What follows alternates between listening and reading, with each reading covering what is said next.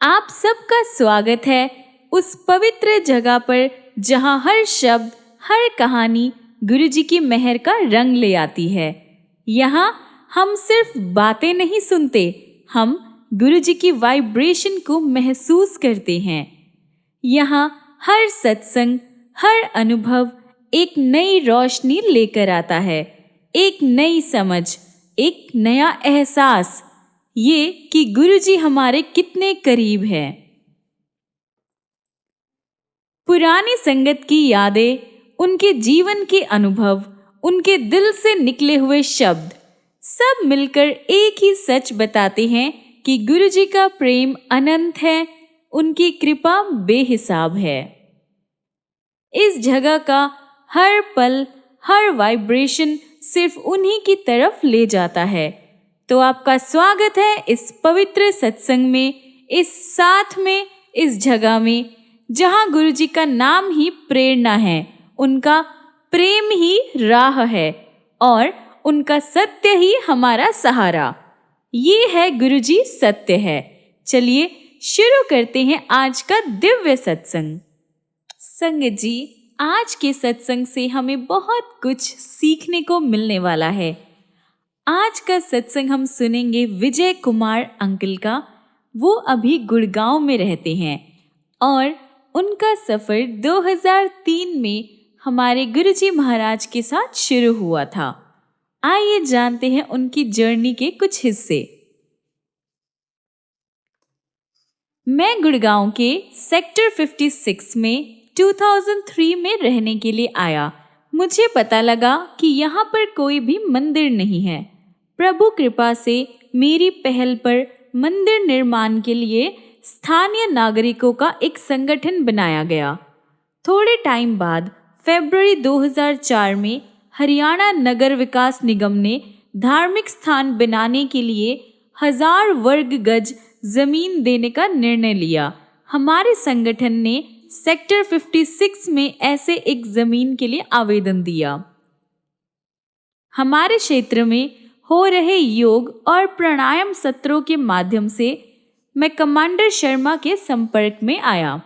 उन्होंने मुझे गुरुजी महाराज के बारे में बताया और कैसे उनके परिवार को उनका आशीर्वाद मिला था, ये भी उन्होंने हमें बताया। कमांडर ने ये सुझाव भी दिया कि यदि संगठन के सदस्य गुरुजी के पास जाकर उनसे अनुग्रह करे तो मंदिर निश्चित बन जाएगा। उसके बाद 25 जुलाई 2004 को कमांडर शर्मा के साथ मैं पहली बार बड़े मंदिर गया। उसी दिन शाम को मैं अपनी पत्नी प्रीति के साथ गुड़गांव में श्री मदन के घर पर आयोजित एक सत्संग में गया। वहां पर कई अनुयायियों ने गुरुजी से संबंधित अपने सत्संग सुनाए। संगत के सदस्य गुरुजी के चित्र के समक्ष अत्यंत प्रेम और श्रद्धा से नतमस्तक हो रहे थे। मुझे लग रहा था कि क्या ये गुरुजी का प्रचार करने का अपना ढंग है, परंतु मैंने अपने विचार अपने तक ही सीमित रखे। 4 दिन बाद संगठन के प्रमुख कार्यकर्ता कमांडर शर्मा के साथ गुरुजी के दर्शन हेतु एम्पायर स्टेट गए। मुझे वहाँ का वातावरण अत्यंत सौम्य लगा। लंगर करने के बाद चलने से पहले हमने गुरुजी को अपना उद्देश्य बताया तो उन्होंने अपना आशीर्वाद दिया और कहा कि मंदिर बन जाएगा। कमांडर शर्मा बहुत खुश हुए। उन्हें पता था कि गुरुजी के आशीर्वाद के बाद हरियाणा नगर विकास निगम से भूमि मिल जाएगी और मंदिर का निर्माण भी पूरा हो जाएगा। भूमि आवंटन में अत्यधिक प्रतिस्पर्धा थी क्योंकि गुरु कृपा से हमारे संगठन सनातन धर्म और समाज कल्याण संगठन को दिसंबर 2004 में भूमि मिली। फलस्वरूप संगठन में 60 आजीवन सदस्य सम्मिलित हो गए। 14 फरवरी 2006 को गुरुजी की कृपा और सेक्टर 56 के निवासियों के सहयोग से मंदिर का निर्माण पूरा हुआ। क्योंकि मुझे गुरुजी के यहाँ अच्छा लगा था, मैंने प्रीति से पूछा कि वह वहाँ पर चलना चाहेगी तो उसने मान लिया। हम एम्पायर स्टेट रविवार 1 अगस्त 2004 को गए। वहां से लौटते हुए एक भक्त ने गुरुजी का एक चित्र दिया। दर्शन के बाद प्रीति बहुत खुश थी और उसने कहा कि वह बहुत समय से गुरुजी जैसे स्थान जहां शांति प्राप्त हो इसकी कल्पना कर रही थी। 1998 से प्रीति को बहुत सारी हेल्थ रिलेटेड प्रॉब्लम्स थी। उसे गर्भकला अस्थानता थी, अंडाशय के पुटक और गर्भाशय के गुल्मा थे। हम होम्योपैथी, आयुर्वेद और एलोपैथी के चिकित्सकों के चक्कर काटते रहे, लेकिन उपचार नहीं हुआ। अगस्त 2003 में उनकी सर्जरी हुई जिसमें उनका अंडाशय और उनका गर्भाशय निकाल दिए गए थे। यद्यपि उसे 2 महीने कोई भी प्रॉब्लम नहीं आई थी, लेकिन उसके बाद उसकी वेदना फिर से शुरू हो गई। डॉक्टर्स उसका निदान नहीं कर पा रहे थे कि क्या प्रॉब्लम है। कुछ ने कहा कि उसे स्वाइन का जो शूल था वो है, अन्य कह रहे थे कि उसके गुर्दे में पथरी या लिवर में पेन था। सारांश में डॉक्टर्स अपने निर्णय में ही एकमत नहीं थे। गुरुजी के दर्शनों के 3 दिन बाद 4 अगस्त 2005 को रात में प्रीति को गुर्दे में बहुत ज़्यादा दर्द हुआ। दर्द निवारक मेडिसिन भी ली पर कोई हेल्प नहीं हुई। सुबह उसकी पीड़ा कम थी पर रात को फिर वही कंडीशन हो गई। प्रीति ने सवाल किया कि गुरुजी का चित्र घर में होने के बाद भी उसकी कंडीशन में सुधार क्यों नहीं हुआ। 6 अगस्त को हम अपने डॉक्टर के पास गए। उन्होंने 10 परीक्षण करवाने के लिए कहा। उसी दिन शाम को उसने बताया कि पहले हुई सर्जरी में केवल एक अंडाशय निकाला गया था, दूसरा अभी भी अंदर ही था और गर्भकला अस्थानता के कारण उस अंडाशय पर एक विशाल पुटक बन गया था। ये पुटक गुर्दे पर दबाव डालता रहा जिससे वह अपने नॉर्मल आकार से दुगना हो गया था। इस प्रकार गुरुजी महाराज के पहले दर्शन के 5 दिन बाद ही प्रीति की स्वास्थ्य समस्या का निदान हुआ। डॉक्टर्स ने तुरंत सर्जरी का परामर्श दिया। अगले दिन रात को 11:30 बजे हम प्रीति को गंभीर अवस्था में हॉस्पिटल ले जा रहे थे। हम रास्ते में थोड़ी देर के लिए एम्पायर स्टेट में गुरुजी का आशीर्वाद लेने के लिए रुके। गुरुजी ने प्रीति को आशीष देकर ठीक किया और उसको हौसला दिया कि सब ठीक हो जाएगा। हम हॉस्पिटल पहुंचे। मैंने अपनी जेब में गुरुजी का चित्र रख लिया था। 7 अगस्त को प्रीति के अनेक रिजल्ट्स आए, टेस्ट हुआ और उसको मेडिसिन दी गई। 3 दिन के बाद उसे वहां से छुट्टी देते हुए अपोलो हॉस्पिटल में एक महत्वपूर्ण सर्जरी करवाने के लिए कहा गया। 12 अगस्त को थर्सडे था और उस दिन गुरुजी के पास जा सकते थे। जब मैंने प्रीति से पूछा कि वह चल पाएगी तो उसने हाँ कहा और हम गुरुजी के पास गए। वहाँ से निकलने पर प्रीति ने मुझे बताया कि उसने मन ही मन गुरुजी से इस प्रकार प्रार्थना करी थी, पिछले साल मेरी सर्जरी हो चुकी है और वो बहुत ही ज़्यादा पीड़ादायक होती है। अगले वीक मुझे फिर ऐसी ही बड़ी सर्जरी करवानी है। मैं विनती करती हूँ कि सर्जरी से मुझे बचाकर कोई मेडिसिन से ही ठीक कर दे। मैंने भी गुरुजी से निवेदन किया था, लेकिन माध्यम उन पर छोड़ दिए थे। अगले दिन हम अपोलो हॉस्पिटल गए। हमारे डॉक्टर ने कहा कि सर्जरी बहुत ज़्यादा ज़रूरी है और उससे संबंधित तैयारियां भी शुरू कर दी है। प्रीति बहुत ही परेशान थी। वह बोली कि उसने गुरुजी से प्रार्थना करी थी पर उसके भाग्य में ये नहीं था कि वह उसकी सहायता करे। 15 अगस्त को गुरुजी के सत्संग का आयोजन श्री भाटिया के घर में था। जब मैंने प्रीति से पूछा कि क्या वह चलेगी तो उसने मना कर दिया। उसने कहा कि उसे गुरुजी में विश्वास था, लेकिन उसका भाग्य इतना अच्छा नहीं था। उसने कहा कि वहाँ पर भक्त जब गुरुजी की कृपा प्राप्त करने की बात करेंगे तो उसे बुरा लगेगा। अतः मैं अकेला गया। पहले सत्संग का वर्णन प्रीति के रोग के समान था। अंडाशय के पुटकों से परेशान एक महिला जिसकी सर्जरी होनी थी, गुरु कृपा से उन कष्टों से बच गई थी। मुझे विश्वास हो गया कि गुरुजी मुझे भविष्य का पहले से ही आभास दिला रहे हैं। उसके बाद लगातार चमत्कार होने लगे। डॉक्टर जो प्रीति की सर्जरी करने को तत्पर थे, प्रीति का सुधार देखकर दंग थे। कुछ ही दिनों में डॉक्टर्स ने कहा कि उसके पुटक का आकार घटकर 30% रह गया है, जिसका उपचार मेडिसिन से पॉसिबल था। तब से प्रीति के स्वास्थ्य में लगातार प्रगति होती रही है। वह कम से कम मेडिसिन ले रही है और उसे सर्जरी की आवश्यकता ही नहीं पड़ी।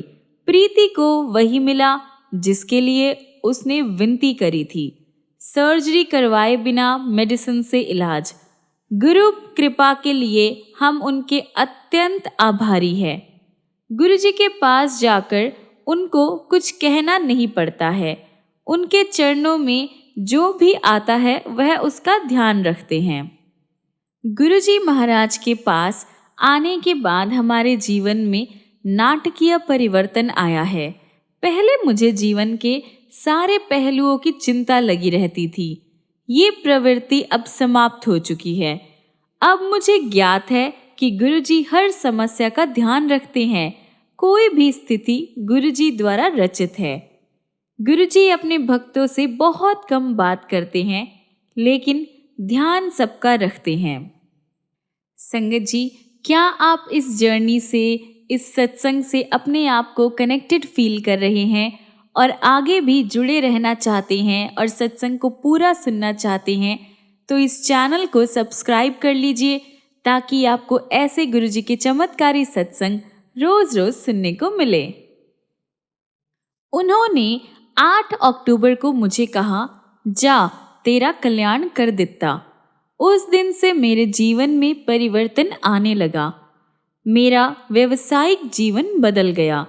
मैं एक काम कर रहा था, लेकिन उसमें मुझे संतोष नहीं था और उसे बदलना चाह रहा था, लेकिन जीवन के 5वें दशक के बीच में ऐसा सरल नहीं होता और मेरे में ऐसा करने का साहस भी नहीं था।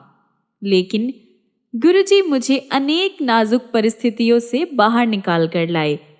बाह पकड़ गुरु कड़िया सो ही उतरिया पार। मैंने अपना पिछला काम 16 अगस्त 2005 को बंद कर दिया। गुरु कृपा से अब मुझे अपने नए काम में बहुत ही ज़्यादा संतुष्टि मिलती है। अब मैं एक राष्ट्र उपक्रम की योजनाएं बना रहा हूँ, जिसमें मुझे व्यावसायिक संतोष भी मिलता है। इस परिवर्तन की अवधि में गुरुजी की दया से मैं संभला रहा। एक शब्द के शब्द हैं, नानक चिंता मत कर, चिंता तिसकी है, जल में जन्नत उपाय, तिनवी रोजी दे। इस समय मेरा मकान भी बन रहा था। जब भी किश्त देने का टाइम आता तो मेरे सामने फाइनेंशियल प्रॉब्लम्स आती थी। मैंने गुरुजी को कुछ नहीं बताया, लेकिन उनको पता था। अब जब भी धन की प्रॉब्लम होती थी वह आ जाता था। जिन्होंने मेरी हेल्प करी उन्होंने उसकी वापसी के लिए कभी भी जल्दबाजी नहीं करी। 1 साल के बाद 16 मई 2006 को मुझे अपने घर की चाबियां मिल गई और 19 मई को मैंने उन्हें गुरुजी के कमल चरणों में रख दिया। आर्थिक संकट की अवधि में उन्होंने ही मेरी सहायता करी थी। मेरे लिए गुरुजी ईश्वर है। प्रतिदिन मैं एक मंदिर में जाया करता था। मैं अनेक देवी देवताओं की पूजा करता था। अब मुझे गुरुजी में प्रत्येक देवी देवता दिख जाते हैं। एक को नाम दिए मन मेरे। मुझे अब मात्र एक मंत्र पता है, ओम नमः शिवाय, गुरुजी सदा सहाय। मैंने अपने सामने ईश्वर को देखा है। मुझे अब कभी कहीं भी और जाने की जरूरत नहीं है। मेरी खोज गुरुजी के कमल चरणों में आकर समाप्त है। फरवरी 2005 में एक दिन मैं अपने कार्यालय जा रहा था। कि मैंने एक 20 साल के सुरक्षाकर्मी को सड़क पर पड़े हुए देखा। कुछ लोग उसे घेर कर खड़े हुए देख रहे थे। मैंने उसका मुंह खोला तो वह सांस ले रहा था, लेकिन उसके साथ उसके मुंह से खून और झाग भी निकल रहे थे। उसकी ये अवस्था देखकर क्लियर था कि उसके लाइफ का कुछ ही टाइम अब बाकी है। मैंने अपनी आंखें बंद कर गुरुजी से उसे बचाने के लिए प्रार्थना की। आंखें खोलने पर मैं चकित रह गया। आधे मिनट में वह उठकर खड़ा हो गया। मैंने गुरुजी को धन्यवाद दिया और उससे उसका नाम और पता पूछा। उसके सही उत्तर से प्रतीत हुआ कि वह अब ठीक था। मैं अपने कार्यालय आ गया। मुझे आभास हो गया था कि गुरुजी सदा हमारे साथ है और जब भी उनको याद करते हैं वह उत्तर देते हैं। जब मुझे गुरुजी के मंदिर में आते रहने से पूर्ण शांति मिल गई, मैंने सद्गुरु को अपने परिवार के सारे सदस्यों को अपने कमल चरणों में स्थान देने का अनुरोध किया। गुरु कृपा से मेरे माता पिता, मेरे दोनों भाई और उनके परिवार, मेरी सास, मेरी पत्नी के भाई और उनका परिवार, सबको उनकी शरण मिली है और उनको भी अनेक एक्सपीरियंस हुए हैं। गुरुजी ने हर एक को शांति, स्वास्थ्य और समृद्धि प्रदान किए हैं। सबकी प्रवृत्ति में परिवर्तन हुआ है। अब परिवार में अत्यंत प्रेम और सुख शांति है। संगत जी, सत्संग को अभी पूरा सुनिएगा, क्योंकि अभी कुछ ऐसे एक्सपीरियंस, कुछ ऐसे सत्संग बाकी है जिनको सुनकर आपको बहुत कुछ जानने को मिलेगा, सीखने को मिलेगा। मेरा छोटा भाई रमेश अपने परिवार के साथ मई 2005 में गुरुजी के दर्शन के लिए आया। लुधियाना लौटने के बाद उसकी वाइफ सोनल गंभीर रूप से बीमार हो गई। 4-5 दिन में उसका टेम्परेचर 104 डिग्री रहा और उसे बहुत ही ज़्यादा हाई फीवर हो गया था।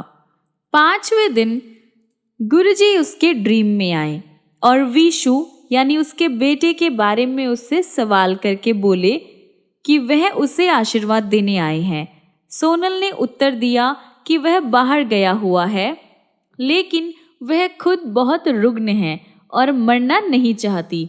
गुरुजी ने उसे चिंता न करने के लिए मना किया और अपना हाथ आशीर्वाद के लिए उठाया। उनके हाथ से कुछ किरणें निकलकर सोनल के शरीर में प्रवेश कर गई। उस रात उसे बहुत पसीना आया, ज्वर घटने के निश्चित साइन। अगले दिन सुबह उठकर उसने फ़ोन पर मुझे ड्रीम के बारे में बताया। उस दिन से उसका फीवर कम होना शुरू हो गया और कुछ ही दिनों में वह फिर से ठीक हो गई। एक ही दर्शन से गुरुजी ने उस पर अपनी दया वृष्टि कर दी थी। वह सब दर्शनार्थियों को देखते और परखते हैं और उनका ध्यान रखते हैं। गुरुजी महाराज की जय हो।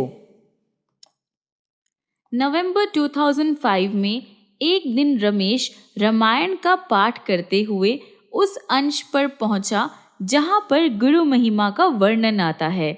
उसने गुरुजी के बारे में सोचा और एकदम अपने विचारों में उनके पास एम्पायर स्टेट पहुंच गया। उसने गुरुजी को अपने रूम से बाहर निकलते हुए देखा। उसने गुरुजी को आलिंगन में लिया तो वह 2 आकृतियों में डिवाइड हो गए। एक अपने आसन पर जाकर बैठ गए और दूसरे शिव रूप धारण कर 15 मिनट तक रमेश के साथ नृत्य करती रही। नृत्य करते हुए उसने गुरुजी से सवाल किया कि क्या अन्य लोग उन्हें देख सकते हैं, तो उन्होंने नेगेटिव में जवाब दिया और बोले कि उसे केवल आनंदित होना चाहिए। नृत्य के उपरांत शिव गुरुजी के शरीर में प्रवेश कर गए। इसी अवस्था में रमेश ने लंगर ग्रहण किया और वापस अपने घर आ गया। कुछ दिन बाद जब रमेश गुरुजी के दर्शन के लिए दिल्ली आया तो उसने ये एक्सपीरियंस मुझे बताया। गुरुजी ने रमेश को अपना घर बनाने के लिए आशीष दिया। वैसे तो रमेश अत्यंत परिश्रमी था। पिछले 10 सालों में वह अपना घर नहीं बना पाया था। 29 मई 2006 को वह अपने घर में प्रवेश कर सका। उसकी बेटी देवयानी बहुत ही ज्यादा बुद्धिमती थी। परिश्रमी होते हुए भी वह सदा अपनी कक्षा में सेकंड पोजीशन पर ही आती थी। कुछ ही अंकों से फर्स्ट पोजीशन से रह जाती थी। गुरुजी के दर्शन के बाद देवयानी ईयर 2006 में न केवल अपने क्लास में अपितु पूरी 6th क्लास के चारों सेक्शंस में से फर्स्ट आई। गुरुजी की कृपा पर इस प्रकार भक्तों पर प्रवाहित होती है कि हम इस बारे में कुछ पता ही नहीं लगा सकते। उसका भाई विशु भी इसी तरह के अंक लेकर 8वीं क्लास में पास हुआ। वैसे तो उसकी ऐसा करने की आशा नहीं थी। मेरे बड़े भाई शिव कुमार पुष्करन ने अक्टूबर 2004 में मात्र औपचारिकता के कारण मेरे घर में आयोजित गुरुजी के सत्संग में भाग लिया। अंत में वह वर्ष 2004 के बीच में गुरुजी की शरण में पहुंच पाए। उन्हें वहां पर अद्भुत शांति मिली। उसके बाद उनका स्वभाव अत्यंत शांत और सौम्य हो गया है। एक दिन मेरी भाभी अपनी प्रतिदिन की दिनचर्या के अलावा दुर्गा स्तुति नहीं कर पाई थी। वह व्यथित थी, परेशान थी। अचानक गुरुजी उनके सामने प्रकट हुए और उन्होंने कहा कि उन्हें इन बातों को लेकर चिंतित नहीं होना चाहिए। वह बोले कि वह सर्वत्र है और वह केवल उनको याद कर ले तो पर्याप्त होगा। फिर भाभी जी को दिखाने के लिए कि वह दुर्गा भी है, उस रूप में परिवर्तित होकर उनको गले लगाया और अंतर ध्यान हो गए। भाभी जी को घुटने में शूल रहता था। डॉक्टर्स ने बहुत सारे टेस्ट किए और बहुत सारी मेडिसिन्स दी लंबे टाइम के लिए। शिवरात्रि 2006 को वह बड़े मंदिर गई और गुरु कृपा से उनकी वह वेदना उसी दिन समाप्त हो गई। 15 मई 2006 को हम शिव मंदिर गए। हॉल में शिव की प्रतिमा और गुरुजी का आसन है। मेरे बड़े भाई ने पहले शिव प्रतिमा को और फिर गुरुजी के आसन को नतमस्तक होकर आदर किया। उन्होंने देखा कि संगत पहले गुरुजी को और फिर शिव प्रतिमा को आदर दे रही है। वह सोचने लगे कि क्या उचित है। हम मंदिर में कोई 1.5 घंटा रहे और सत्संग का आनंद लेते रहे। जाते हुए मेरे बड़े भाई ने जब शिव प्रतिमा के सामने नतमस्तक होकर अपना सिर उठाया तो उन्होंने शिव के स्थान पर गुरुजी का मुख देखा। उन्हें अपना उत्तर मिल गया था। इससे कोई अंतर नहीं पड़ता कि पहले गुरुजी या शिव को प्रणाम करें, वो तो एक ही है। इस प्रसंग से पहले श्रीमती सबरवाल संगत को बताती थी कि उन्होंने गुरुजी को शिव रूप में देखा है, परंतु मेरे मन में डाउट बना हुआ था। मेरे भाई के इस अनुभव के बाद वह दूर हो गया। शिव की शरण में यहाँ पर गुरुजी के रूप में उपस्थित मैं अपने आप को अत्यंत भाग्यशाली मानता हूँ। मैंने अपने अनुभव अपने मित्रों को बताए तो उनमें से अनेक गुरुजी के पास आए और उनका आशीर्वाद भी प्राप्त किया। श्री विनोद गुप्ता की बेटी का जीवन परिवर्तित हुआ जब उसे एक अति सुंदर स्वभाव के पति और ससुराल वाले मिले। मेरे एक अन्य मित्र श्री योगेश गुप्ता का ट्रांसफर लुधियाना से गोरखपुर हो गया था। वह जीवन के एक कठिन दौर से गुजर रहे थे। गोरखपुर जाने से पहले उन्होंने गुरुजी के दर्शन किए। वैसे तो उन्होंने गुरुजी को अपनी समस्या से अवगत नहीं किया था। 11 महीने में उनका ट्रांसफर गाजियाबाद हो गया। पटपड़गंज में उनका मकान है और गुरु कृपा से वह घर वापस आ गए। इसी प्रकार श्री राजेश शर्मा की कंपनी उन पर झूठे इल्जाम लगा रही थी। वह गुरुजी की शरण में आए और उन्हें शांति का आभास हुआ। उनकी कंपनी ने उन्हें मुकदमे के लिए अंतर्राष्ट्रीय वकील करने को कहा। उन्होंने मुझे बताया कि अब उनके पास ब्रह्मांड के वकील है, तो उन्हें कोई चिंता नहीं है। गुरुजी के पास आने के बाद कंपनी उन इल्ज़ामों को भूल गई और वह अपने उसी पद पर सुखपूर्वक काम कर रही हैं। राजेश जालंधर में रहते हैं और वहाँ पर गुरुजी के मंदिर में जाते रहते हैं। मेरी सास अपने परिवार सहित 1 जनवरी 2005 को गुरुजी के दर्शन के लिए आई। पिछले 10 साल से मेरी वाइफ के भाई आशीष का मैरिड लाइफ जो था वो बहुत ही डिस्टर्ब था। जून 2005 में स्थिति बहुत ही ज़्यादा गंभीर हो गई और ऐसा लगा कि जल्द ही तलाक हो जाएगा। मेरी सास गुड़गांव आई और उन्होंने गुरुजी के पास जाकर कपल के सुखी लाइफ के लिए प्रार्थना की। 1 वीक में ही कपल के बीच आई सारी प्रॉब्लम्स खुद ब खुद खत्म हो गई। उसके बाद वह दोनों गुरुजी के दर्शन के लिए आए।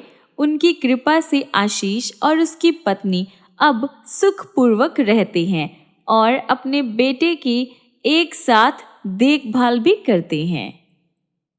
ये थी गुरुजी महाराज की इतनी सारी ब्लेसिंग्स मुझ पर और मेरी पूरी फैमिली पर। बस मैं एक ही दुआ करता हूँ कि गुरुजी अपनी दया दृष्टि हम सब पर बनाए रखे। जय गुरुजी। ये था आज का सत्संग, एक और कहानी गुरुजी की मेहर की। हर शब्द, हर अनुभव हमें ये याद दिलाता है कि गुरुजी हमारे साथ है, हर पल, हर सांस में। संगत जी, अभी आपके लिए ये वीडियो खत्म नहीं हुई है। रुकिए जरा, गुरुजी के वचनों को सुनते और समझते जाइए। पहला वचन है आज का। संगत में बैठे हुए किसी एक संगत ने कमेंट किया कि गुरुजी के हाथ बहुत ही ज़्यादा डेलिकेट है, बहुत ही ज़्यादा मुलायम है। Someone commented that Guruji has very delicate hands. गुरुजी ने कहा, मैं डेलिकेट नहीं हाँ, जे मैं चाहा ते तानू सारिਆਂ ਨੂੰ ਇੱਕ ਹੱਥ ਨਾਲ ਚੱਕ ਕੇ ਬਾਹਰ ਮਾਰ ਸਕਦਾ ਹਾਂ। ਜਲੰਧਰ ਬੈਠ ਕੇ मैं फूक मार के बॉम्बे बंदा साड़ सकता हाँ। Guruji said, I am not delicate. If I want, I can pick all of you with one hand and throw you out. Sitting in Jalandhar, I can burn a person in Bombay. यानी संगत में से किसी ने सवाल किया कि गुरुजी आपके हाथ बहुत ही ज़्यादा डेलिकेट है, तो गुरुजी ने कहा कि मैं डेलिकेट नहीं हूँ। अगर मैं चाहूँ तो मैं तुम सबको एक हाथ से उठाकर बाहर मार सकता हूँ। मैं जलंधर में बैठकर बॉम्बे में बंदा साड़ सकता हूँ। आज का अगला वचन। गुरुजी ने कहा, मैनू हवाई जहाज दी कोई लोड़ नहीं, मैं ता आप उड़ के चला जांदा हाँ। अद्धे घंटे विच मैं अमेरिका होके वापस आ जांदा हाँ। गुरुजी said, I don't need aeroplanes to travel. I fly to wherever I have to go. Within a half an hour, I can go to America and come back as well. यानी गुरुजी ने कहा कि मुझे aeroplanes की कोई ज़रूरत नहीं है, मैं जहाँ चाहूँ वहाँ उड़ के जा सकता हूँ। आधे घंटे के अंदर मैं अमेरिका जाके वापस भी आ सकता हूँ। संगत जी, क्या आपको इन वचनों को सुनकर कुछ कनेक्शन फील हो रहा है, कुछ ब्लेसिंग्स फील हो रही है? तो कमेंट्स में ज़रूर बताइए, क्योंकि मुझे तो इन वचनों को सुनकर बहुत ही ज़्यादा गुरुजी की ब्लेसिंग्स का आभास हो रहा है, उनकी पावर का आभास हो रहा है। संगत जी, आज के लिए इतना ही। मिलते हैं अगली वीडियो में। तब तक के लिए गुरुजी आप सभी पर अपनी दया दृष्टि ऐसे ही बनाए रखें और आप सबको ऐसे ही ब्लेस करते रहें। जय गुरुजी।